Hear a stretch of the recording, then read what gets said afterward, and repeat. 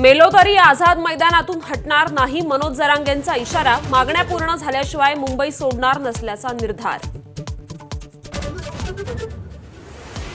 हायकोर्टाच्या निर्देशानंतर मराठा आंदोलक मनोज जरांगेंना मुंबई पोलिसांकडून नोटीस. लवकरात लवकर आझाद मैदान रिकामं करण्याचं नोटीसमध्ये नमूद. मराठा आंदोलक नोटीसला हायकोर्टात आव्हान देणार.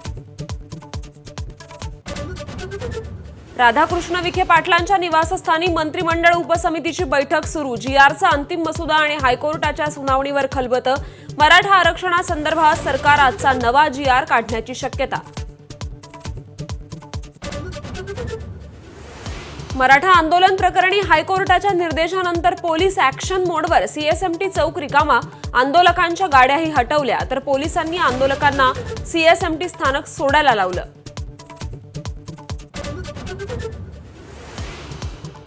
मुंबईतील विविध पोलीस ठाण्यात मराठा आंदोलकांवर 5 ते 6 गुन्हे दाखल. वाहतुकीत अडथळे, मालमत्तेचं नुकसान आणि मारहाण प्रकरणी गुन्ह्यांची नोंद.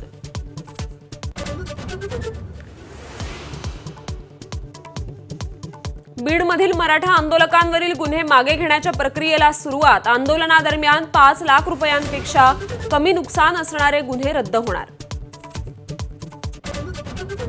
मनोज जरांगेंच्या आंदोलनाविरुद्ध हायकोर्टातील सुनावणीचा आज दुसरा दिवस. थोड्याच वेळात नियमित खंडपीठासमोर पुन्हा सुनावणी होणार.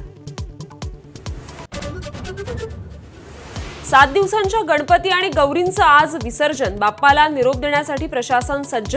ठिकठिकाणी कृत्रिम तलाव तयार.